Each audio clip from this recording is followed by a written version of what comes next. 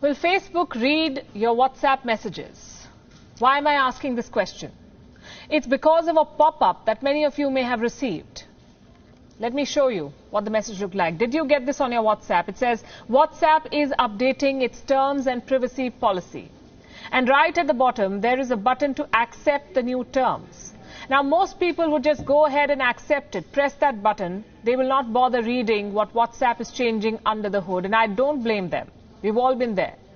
These privacy notes, often drafted by lawyers, are very hard to understand.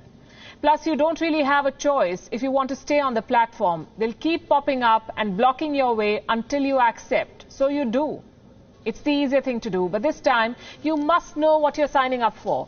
Facebook is changing WhatsApp as you know it. And you should know what this means for you.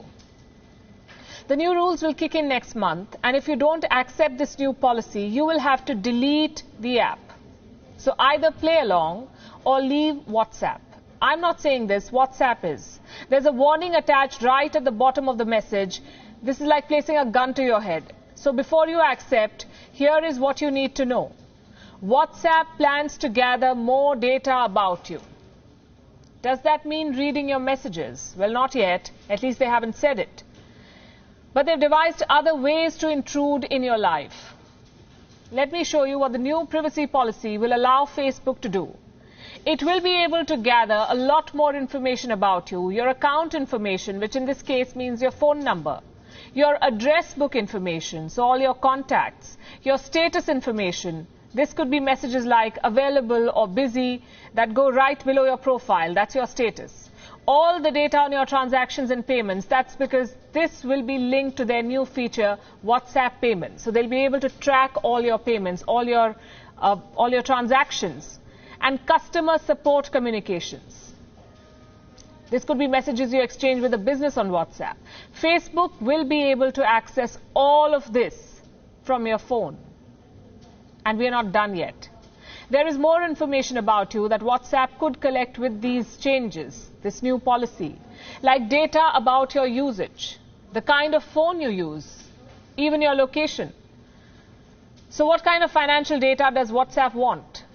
WhatsApp wants to access your bank account. It may not happen directly. There might be an intermediary involved, but they will have the access. WhatsApp would be able to move funds from your account and gather details about the transaction, what you're paying, who you're paying to, when you want the delivery. They will have all that information.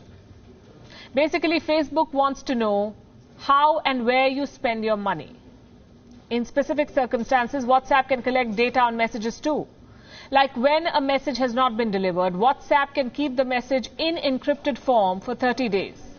As it tries to deliver it, after that, the message will be deleted. Similarly, when you forward a message with media, like a message with a video or photos, WhatsApp says it can temporarily keep the message on its servers. So while WhatsApp may not technically be reading your encrypted chats with friends and family, it can still know a lot about you. And all that information can potentially be used to create your unique profile. Your habits, your preferences, your transactions, that will be part of your profile. Then this profile goes to Facebook. Facebook can share this information with other companies. Why do they want this information? Because Facebook is trying to make money from WhatsApp. So by tracking you and profiling you, this is what they will do. In India alone, Facebook has more than 200 million active subscribers, 200 million, which means potential data on 200 million citizens, 200 million potential customers. Which business wouldn't want this?